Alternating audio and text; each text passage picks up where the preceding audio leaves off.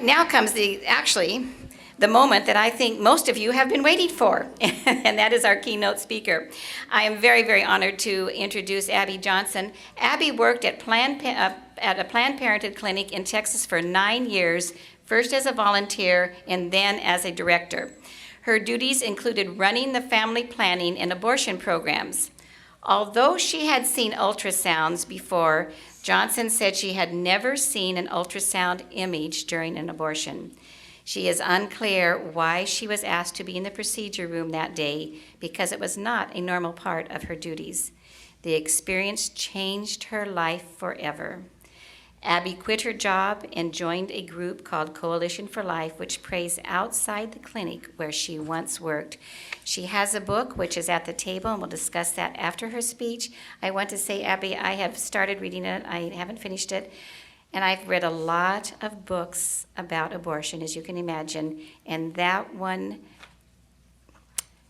almost changed my life forever. The way that you wrote those first 2 chapters is incredible. So if you don't have the book, we'll talk about that later. But Abby Johnson.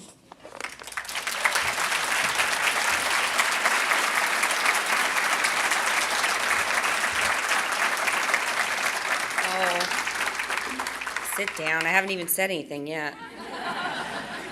Oh, wow. Well, I hail from the great state of Texas, so howdy. Howdy. All right. And good morning to all of you. Sorry, I had to go run and get some water. So this really is water, not coffee, but just put it in a coffee cup. Anyway, it is good to be here in the great state of Oregon with all of you. Actually, I do have to say, and I tell everybody that I know, Portland, Oregon is it's my favorite city in the United States. Yeah, it is. Some of you are like, yeah, that was the face. Some of you are like, yay. Some of you are like, huh? You're the ones that are from here. You're like, I don't get it.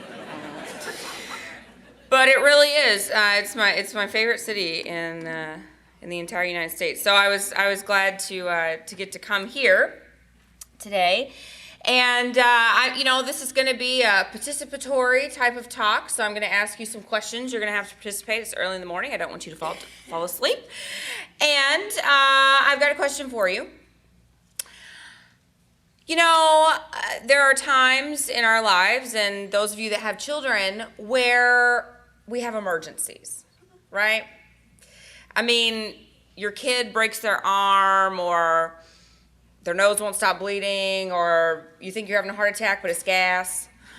Or your kid is running a high fever or something, and you have to go to the emergency room, right? How many of us have taken a trip to the emergency room?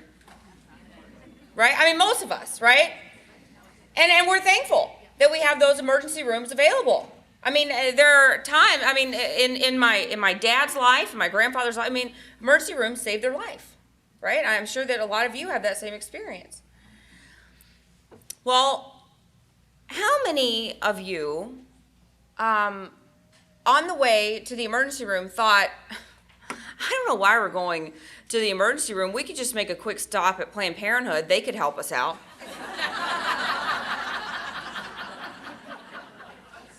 No? Or maybe stop off at Lovejoy. Anybody? No? Well, that's weird. Because, a few days ago, Planned Parenthood put out a media statement saying that if we didn't give them $363 million of our tax money, emergency rooms were going to be overrun.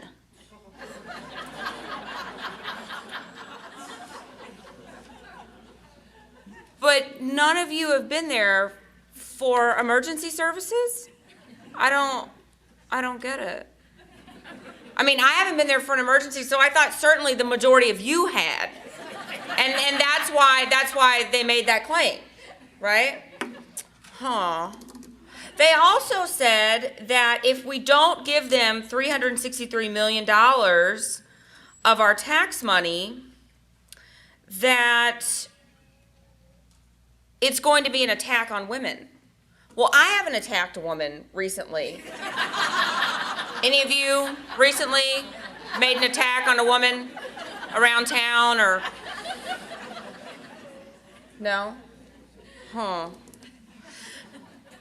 They also said that if we don't give them $363 million of our tax money, that we're going to be killing women. Any of you committed homicide lately or? No, me neither. It's weird, huh? I mean, we haven't done any of these things, and where are they getting these claims, right? I don't understand it. Well, I hate to tell you that even though we don't buy these ridiculous claims, our government did.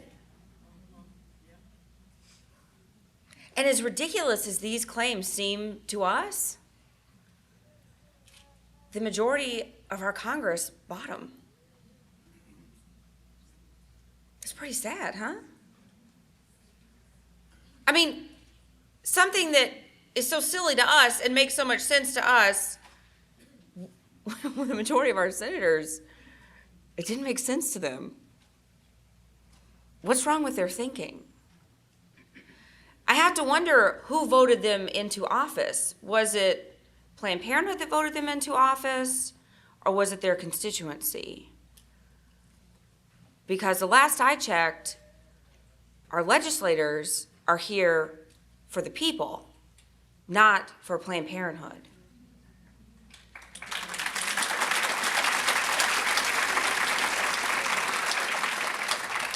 You know, but I have to say, though, I hate to say it, but for over 8 years of my life, I was part of that ridiculous deception. And trying to convince people and, successfully convincing people that what I was saying was true and legitimate. And something else that I was part of for over 8 years was the protests that you saw outside when you got here today. Did people see our friends outside? Yeah? There was party of 10 out there or something. And I have to say that I am so thankful that we live in a country where we are able to go and have that type of freedom of speech, where we are able to go and voice our opinions no matter how ridiculous they are. I wish that the issue of abortion wasn't even something that was on our lips. But I am thankful that we live in a free country.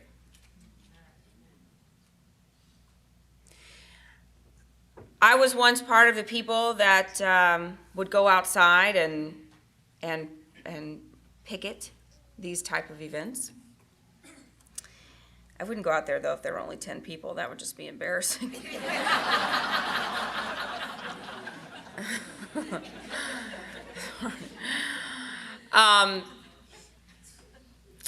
There were a lot of things that I did during my time with Planned Parenthood that I could feel very ashamed of, that I could wallow around and feel guilty about. We got any Catholics in the house? All right, how about the non-Catholics represent? Yeah, woo! Non-Catholics, woo! All right, well, I for all of you Catholics, my husband and I are coming into the church. And for all of you non-Catholics, I spent 29 years of my life not in the church, so woo! Okay.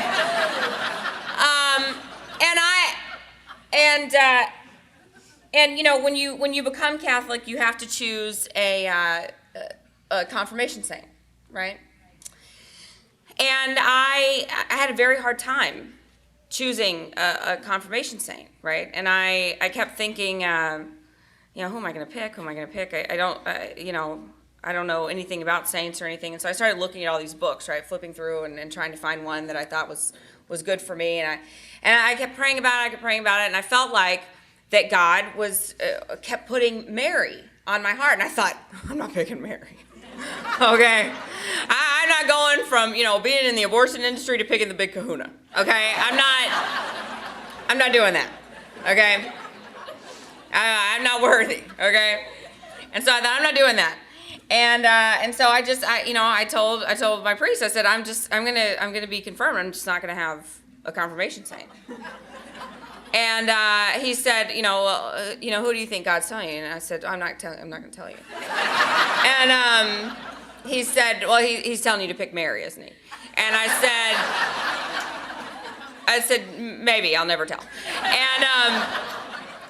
And so anyway, so I kept thinking about it, and I thought, and I just thought, I've just resolved, I'm not going to have a confirmation saint. Well, then later on, I was reading in the Bible, and I was doing a Bible study, and I was flipping through the Bible, and part of the Bible study was on Mary Magdalene. And I just, oh my gosh, I'm not really a crier, but I opened up the Bible, and oh my gosh, I started reading, the story about Mary Magdalene that we all know, right? And we all know how precious she was to Christ, and how precious Christ was to her. And I started reading it, and I just started weeping, and I thought, oh, okay, that's it. And when I started thinking about it, I thought, well, gosh, that makes perfect sense, right? Because Mary Magdalene, right, she was such a big sinner. Like me, like us. And yet, she had been forgiven so much. And because of this forgiveness that she received, she knew she just clung to Christ his whole life, and she was there, right, when he died, and she was the first one that he revealed himself to after he was resurrected, and so there was such grace shown to her, and such devotion that she showed to him. And I thought, okay, I guess I am picking Mary. And it reminded me of all of the grace that had been extended to me from people like you, and also from within my own circle of friends. Like I said, I had done things that I should be ashamed of.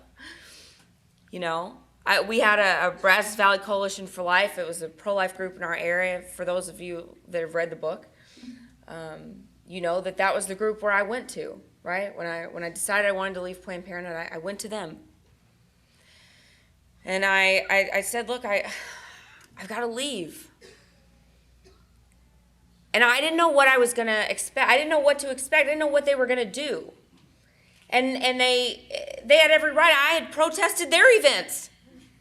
I had stood out there with signs, right? Pro-life is anti-woman. I had protested their events. I had protested their 40 Days for Life kickoffs. I had been out there. I had been a nuisance to them, right? I had said ugly things to them on the other side of that fence. I was a menace to the pro-life movement.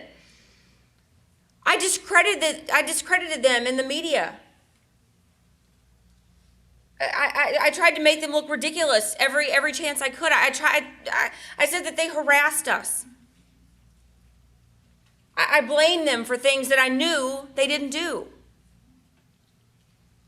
And I didn't know how they were going to react on October 5th when I walked in their back door and I said, gosh, I need you. And I was wrong. And I thought they have every right to just close that door and say, sorry, lady. You've just burned too many bridges here. But they didn't. They just extended their arms and they just wrapped them around me and they just said, it's over. You're forgiven. And so when I come to events like this and I see people out there, I just think, there's always a chance for anybody. There's a chance for everyone that God will soften their heart and show them the truth.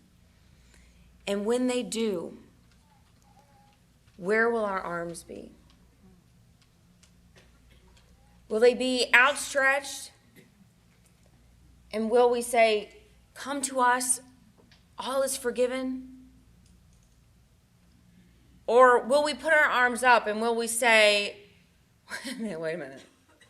I need some apologies here for your previous behavior.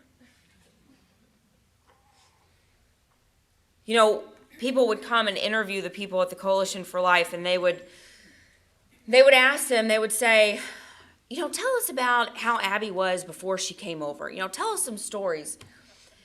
And you know what their answer is? I don't even remember her that way.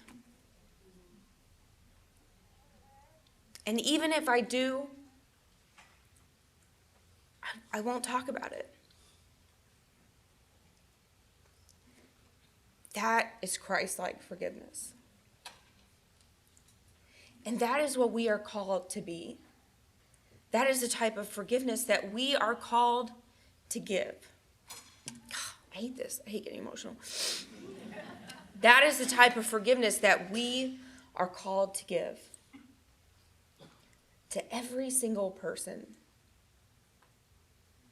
in this movement. This is not about division. This is not about being disjointed. This is about bringing everyone together under one God, one principle, and that's love through Jesus Christ. That's what it's about.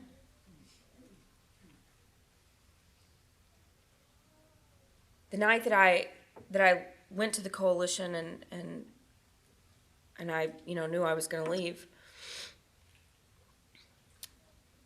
I emailed my friend Elizabeth, who some of you read about in the book. And she wasn't my friend then. But she was the sidewalk counselor that had been targeting me. I didn't know that, but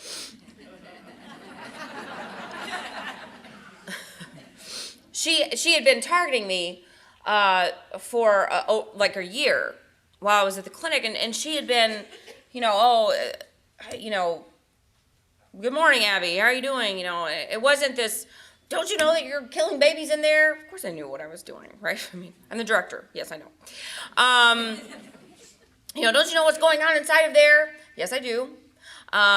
It wasn't that, right? It was that she genuinely wanted to develop a relationship with me. And one day, I couldn't believe it, but one day I drove in and she had brought me flowers. And I tried to not accept them, but she wouldn't let it go. And so I finally had to take them, and she had put a card on the flowers, and I put the flowers in my office, and I left them there, for a week until they died. And I took the card off the flowers, and I put it on my desk, and it had been there for 2 years. And I kept it. I don't know why I kept a little card. I don't even keep cards that my husband gives me on flowers, But I kept this card from this person that was, really kind of a stranger to me. I mean, we had developed a relationship through the fence. We weren't really friends, But I had kept this card. I kept it, on my desk, kind of in the back of a bunch of stuff, stacks of just junk on your desk. But the day that I went over to the Coalition, I saw that card peeking out of my desk. And when I was crying out to God, not knowing where to go and saying, God, give me anywhere else. Please. Give me somebody else. besides the people in the pro-life movement, okay? Anybody. And he said, no, that's it. This is where you go. And he just showed me that little card. And I was reminded of Elizabeth and her grace and her response to his call. And how she was so faithful with reaching out to me over and over again. And how we had developed that relationship. And that evening, I contacted her through email. And I was just hoping that it was the right email. I found it off the internet. And I contacted her and I said, hey, I don't know if you remember me. But I'm the director of the Planned Parenthood clinic, And I said, I have some big news. I'd really like to share it with you. And she ended up calling me, and I started telling her about that card that she had written me. And she said, I remember giving you flowers. I don't even remember what I wrote on the card. And she said, what did I write? And I said, you wrote, the Lord has done great things for us, and we are filled with joy. I'm praying for you, Abby, love Elizabeth. And she said, that was just kind of thrown together. And I said, well, it may have been thrown together for you, but it was important to me, and it's so important I still have it. And I still carry it around because it is a reminder of God's grace. It is a reminder of his forgiveness. It is a reminder of how we are called to be.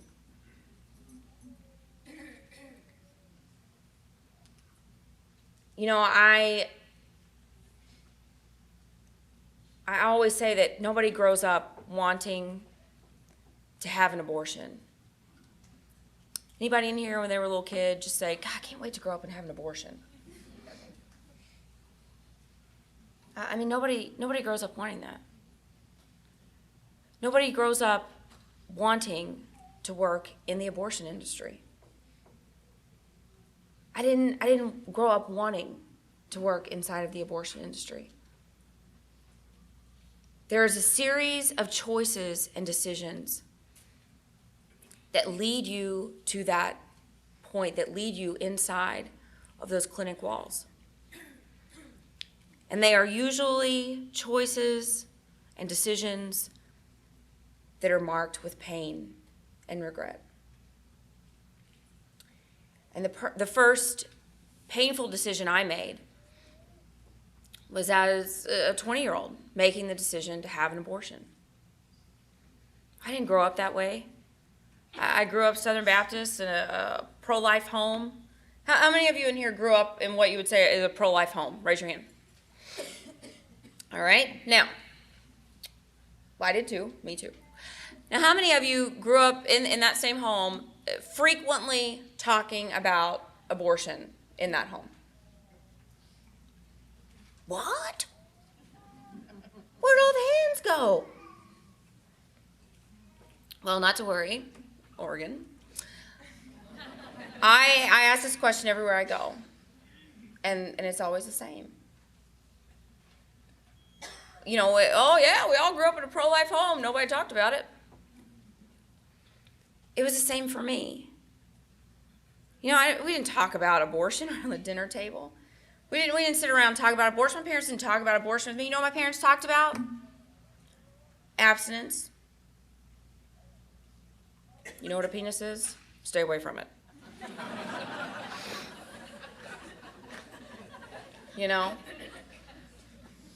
Just don't do it. So, my parents sent me off to college just thinking, well, as long as Abby, as long as she holds those values dear to her, then abortion will never be on the table, right? And I always did what my parents told me to do. And so I went to college and I went a little nuts. Like a lot of people. And I was 20, I found myself pregnant, and I couldn't believe it. I was invincible. I can't get pregnant. And I was doing everything right. I was on the pill. And the pill's 100% effective. That makes me laugh. But yeah, I mean, I thought I can't get pregnant. I'm on the pill.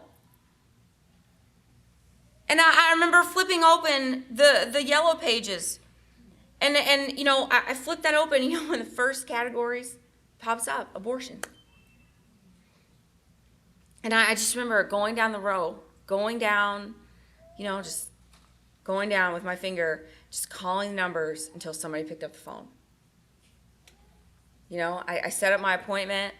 It was $500 at the time. I don't even remember how far along I was. I had to be kind of far along because $500 was kind of a lot back then. And so I had to get a credit card. I never had a credit card before. I didn't have $500 burning a hole in my pocket. So I had to get a credit card. So I got an American Express card. I was so glad I got approved for $800. First thing I ever charged in my whole life was my abortion. And so I had to wait for my credit card to come in the mail. I got my credit card. I went, you know, I activated it and everything went, put my abortion on the credit card. And you know how many women would come into the abortion facility and they would I could tell that they had to get a credit card, right, to pay for their abortion, because they would still, you know, when you get a credit card and you get that activation sticker on the front, they would give me the card and they would still have that sticker on the front. Financing our abortions. And so I remember, you know, I had the abortion. I felt fine about it. I thought I was still pro-life, you know. I mean, I get a do-over, right? I mean, everybody gets a second chance. I messed up this one time. I get to redo. And so I still consider myself pro-life. I was still going to church. And then I was introduced to Planned Parenthood in college, Texas A&M. No Aggies in here, I guess. Too far from Texas. The closer I am to Texas, I'm like, Texas A&M, everybody's like, woo! You know. And I'm like, okay. But then I get north, I'm like, Texas A&M is just like crickets. But anyway, I went to Texas A&M, and I met a lady from Planned Parenthood. I didn't know anything about Planned Parenthood. My first abortion was not at Planned Parenthood. And so I thought, that she started telling me about them and said, they provide all these great free services to people who are uninsured or underinsured, exams and all this testing, and I thought, well, that's so sweet. And she told me then that they provide abortions too, and I thought, oh, well, I'm pro-life. And, I didn't admit then that I'd already had an abortion. I mean, I hadn't told anybody that I'd had an abortion. I thought, well, if I just don't talk about it, then I can just pretend I didn't have one.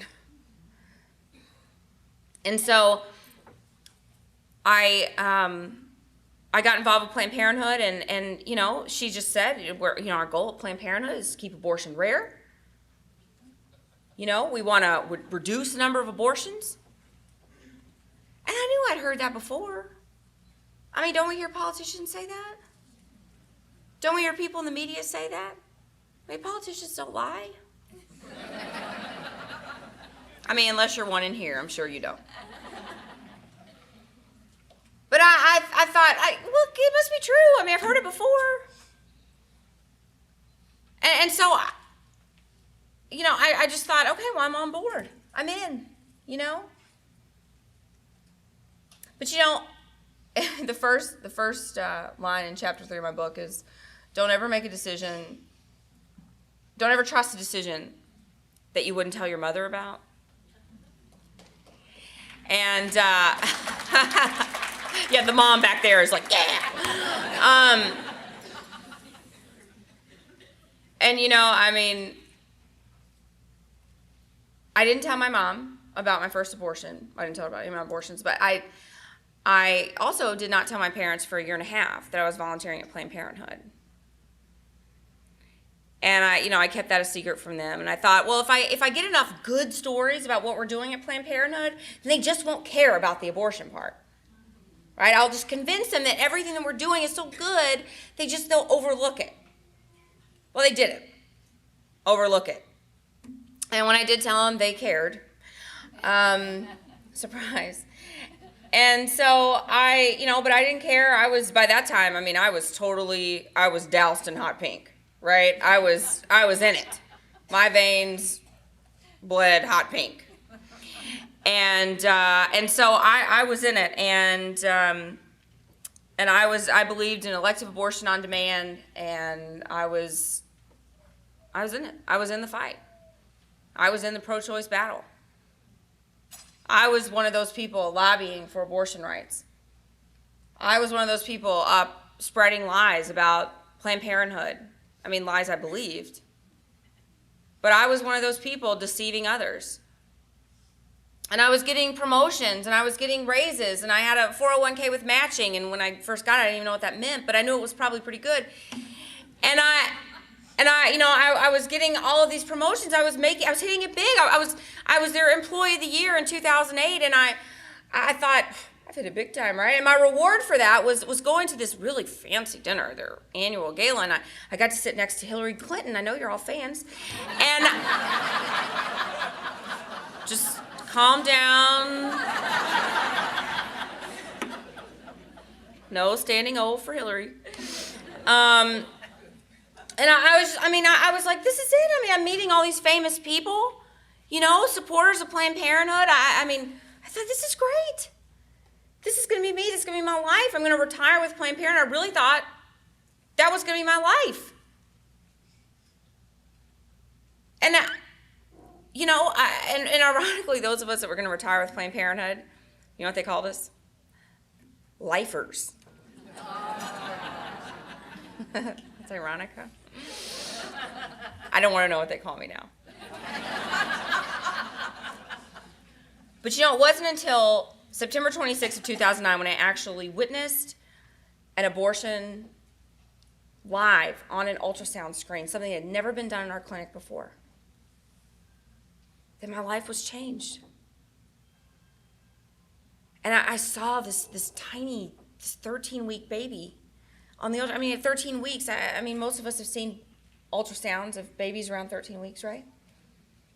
And do they have arms and legs? Yes or no?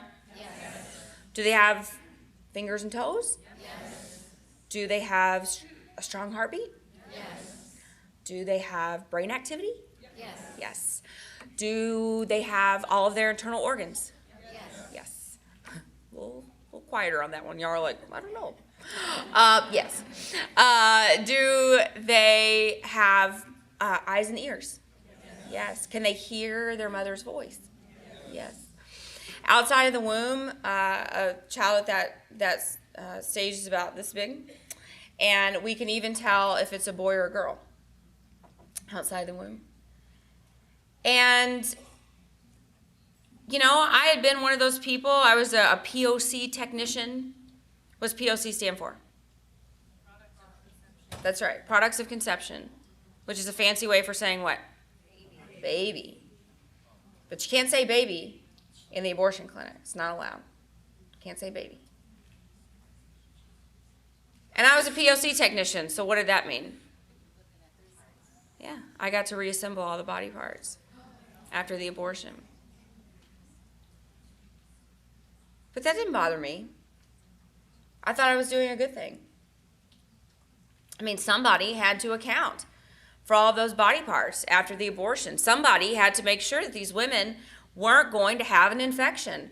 Somebody had to make sure there wasn't a leg or the head or an arm that was left inside of the woman's uterus. Somebody had to do it. And, I was helping women. I was doing the right thing. I'd done that. I'd seen all the graphic signs. That didn't bother me. It only confirmed what I saw in the Pyrex dish when I was in the POC room. That didn't bother me a bit. You know, it wasn't until that day in that room when I saw that 13-week-old child struggling and fighting and moving away from that abortion instrument that was hooked up to the suction. It was then that I saw the humanity of the child. See, I didn't see the humanity of the child while it was floating in that dish in POC, because it was dead. I didn't see the humanity of the child in those graphic signs because they were dead. I saw the humanity of the child in that ultrasound image where I could see its heart racing. And I could see its arms and legs flailing. And I could see it trying him, actually it was a little boy, I later found out in POC, where I could see that little boy trying to move to the other side of its mother's uterus. But there just wasn't that far to go. That was where I saw the humanity of the unborn child. There is humanity in life. And for the first time in 8 years, I actually realized that there was life inside of a mother's womb. Even at 13 weeks. Even though Planned Parenthood had told me that the fetus had no sensory development until 28 weeks. Any of you have babies in here that were born before 28 weeks? Anybody? Yeah. Did your baby feel anything before 28 weeks when it was born? Yeah? See, I mean, I had to know that, but I couldn't believe it. Right? Because if I believed it, then all the lies would start unraveling. And then I would have to leave. But when I was faced with it on that ultrasound monitor, I couldn't deny it anymore. I knew that child felt what was going on to it. I knew it. It was no reflex. I mean, I can't say that little boy felt fear. I don't know that for sure. I can't say that for sure. But my sense is, from the increased heart rate that I saw on that monitor, and the way that little boy looked like he was frantically moving away, it was fear. Just the way that you and I would run if we were being chased by something that was going to take our life. But you see, the difference is that we could fight back. And that little boy couldn't fight back. And I had this urge just to, the woman was sedated, and I wanted just to raise her up and just say, look at what they're doing. Look at what they're doing to your child. Your child is scared and terrified. As a mother, I have a 4-year-old. As a mother, there's nothing scarier for me than when I know my child is scared. But I was watching this woman's child, and he was frightened. And this woman didn't even know. And I wanted her to see. I wanted to sit her up. I wanted for her to say stop. But I didn't do a thing. I just stood there and I just watched.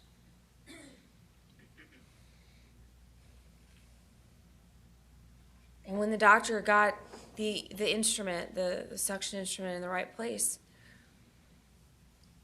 he asked the technician to turn on the suction, and he said, "Beam me up, Scotty."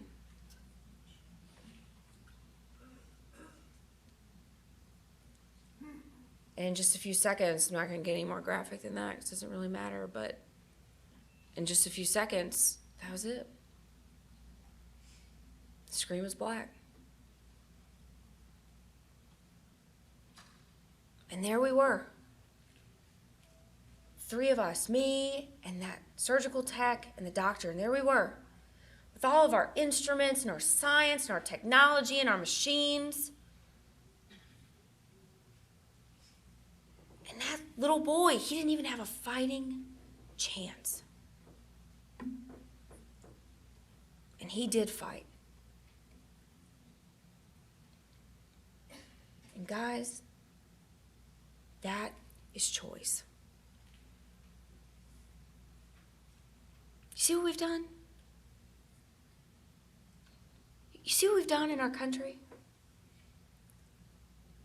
We've turned the idea of choice into something appealing and attractive and sexy. I tell you what, there was nothing attractive about watching that child's body get torn limb from limb and just eventually crumple. There was nothing appealing about watching that child lose its life in its mother's womb, the place that should be the safest for an unborn child. Those things are not sexy. And our country, our society, our president, our leaders, and even our churches are not speaking the truth about what is taking place.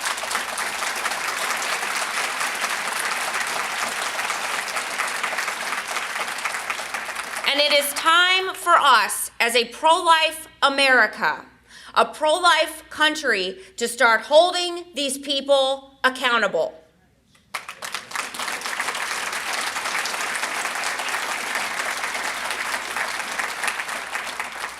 Abortion has not been legal in this country for over 38 years because of Planned Parenthood, because of pro-choice legislation, because of our president, because of anything else except for apathy. Yes. Apathy.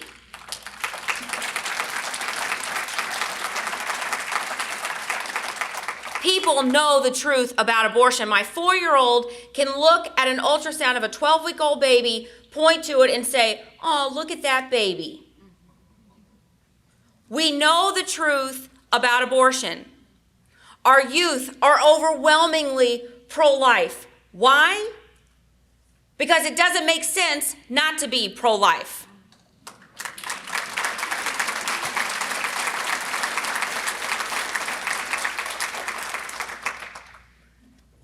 Nobody is out there speaking the truth except for just a few of us.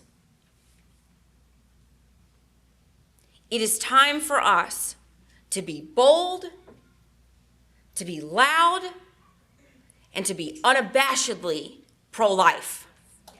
And it's right now.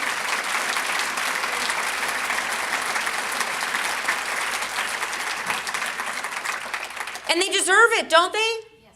These children deserve it. Yes. These women deserve it. Yes. These men deserve it. Yes.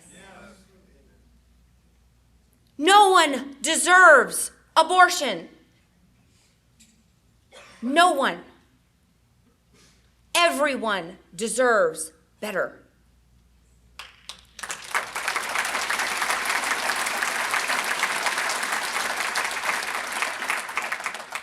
It is up to us right now. And it is up to the Christian community. Do you hear me when I say that? It is up to the Christian community. You know where the largest amount of apathy is? In our churches. Ooh, that's hard to swallow, isn't it? It's true. It is absolutely true. You know, I'm part of this pastors group in Houston. I don't know why. There's 250 pastors and me. I'm totally unqualified. But I'm part of this pastors group, and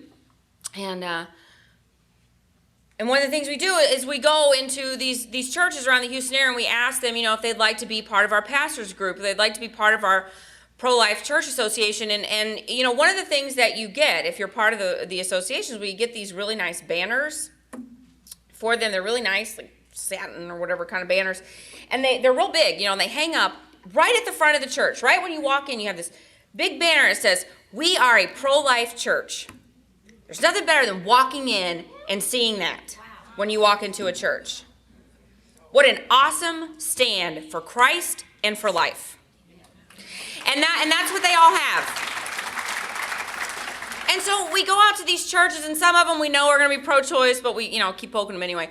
And some of them, we ask them, we say, gosh, you're pro-life, right? And they say, yeah, but, I am pro-life. I'm personally pro-life, and, probably the church is pro-life as a whole, but I don't feel comfortable. I don't want to offend anybody in the church, and I don't know if the pulpit's the appropriate place to talk about abortion.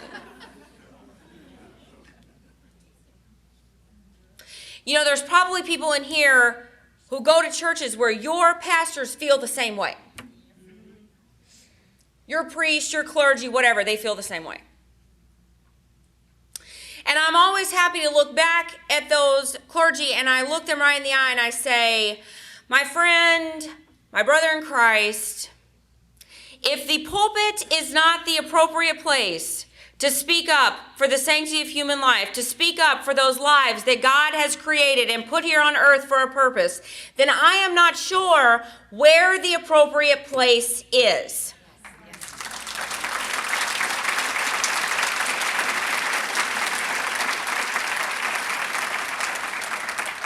As Christians, it is time that we hold the leaders in our church accountable. We are fighting a spiritual battle. This is a spiritual battle, and unfortunately, the sin of abortion has crept into the Christian community. 1 in 3 women are having abortions, and 78% of them are Christian. And does that really surprise you? Because it doesn't surprise me. I actually thought the number would be higher. Almost every woman I counseled when they were having an abortion, they would tell me, gosh, Abby, I just can't believe I'm sitting in here. I've always attended church. This is the church I go to. I'm a Christian, and I just can't believe I'm sitting in here, and I've always been pro-life. And it was a joke in our clinic. We would say, oh, yeah, we had another pro-lifer today. They're pro-life except in cases of rape, incest, and me.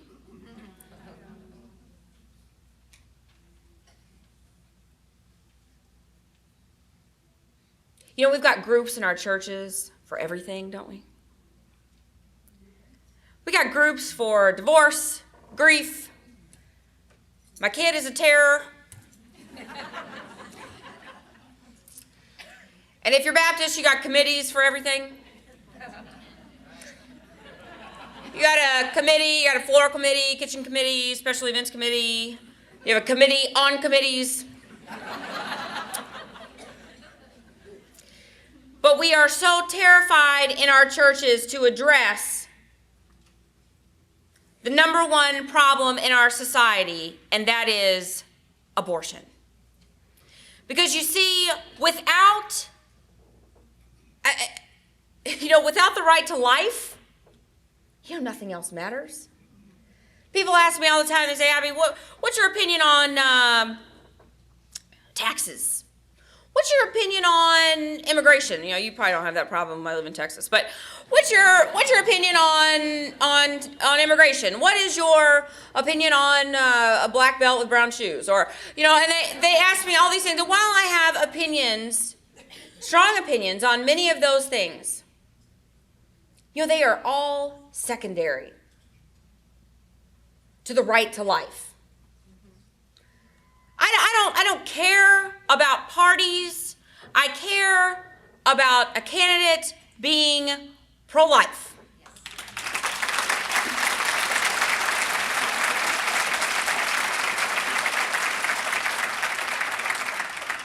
And I got to tell you, I am pretty sick and tired of people, you know, I'm pretty sick and tired of, I don't really know how to say this, but I'm pretty sick and tired of people saying, you know, oh, well, just bless those Republicans' hearts for trying to get this done and defund Planned Parenthood. You know they've had 30 years to get this done? Yes.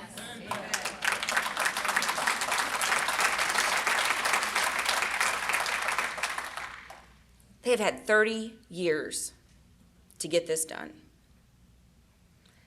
And now, when we have a Democratic majority and the most pro-abortion president ever in the United States, they're going to try to play a political game to gain support?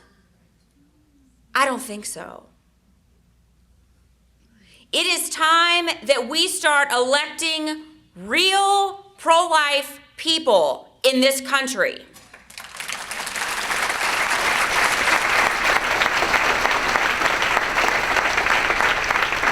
The lives of our children, the lives of the unborn, are not a bargaining chip. They are not to be used for leverage in a political game. The lives of our children are way more than party politics. And it is time that we get that word out very loudly. It is time, my friends, that we start holding the right people accountable. And that includes the leaders of our country. That includes the people that lead our churches. And that includes just the people that we are surrounded with. Our friends, our family, and I tell you what, if you are not talking to your kids and your grandkids about these issues, you better start right now. You better start right now. Because Planned Parenthood is everywhere. They may be in your kid's school and you may not even know it. They may be in an after-school program and you may not even know it. You think wars have ever been won without knowing your opposition? My friends, it's time to know our opposition. They know all about you. They know all about you. We have got to be smart in this movement. We've got to get focused, we have to get united, and we have to start holding our leaders accountable. We've already won the war. Because who's the general in this war? And that's Jesus Christ. People tell me, I don't know how we're going to win this. I don't know how we're going to win this. They got Bill Clinton. They got Bill Gates. And I tell them, I don't care how many stacks of bills they got on their side. We got the number one guy on our side, and that's Jesus Christ.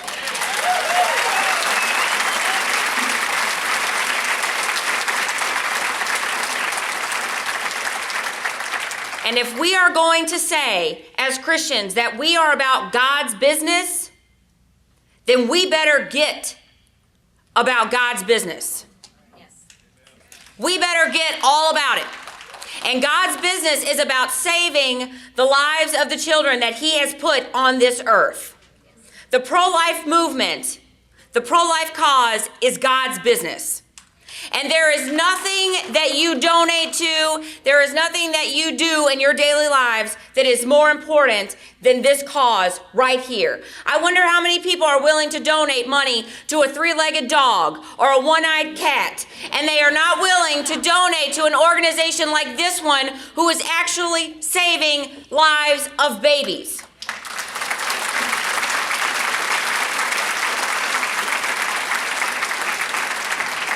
This is the time, my friends. This is when we are going to make a difference. This is how we are actually going to save the lives of people. It's not about saving the whales. It's not about saving the trees. It is about saving the humans. And that is what you are about, because that is what God is about. And we as Christians are about his business.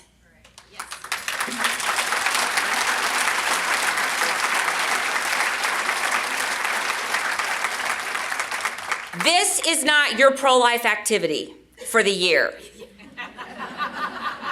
Preach it, Abby. This ain't it, okay? This is the jumpstart to our pro-life activity. Get involved. We are the hands and feet of Christ. We better start using them. And if there's one thing to get our hands and feet dirty for, it is saving the lives of his children. Thank you so much for having me, and God bless all of you.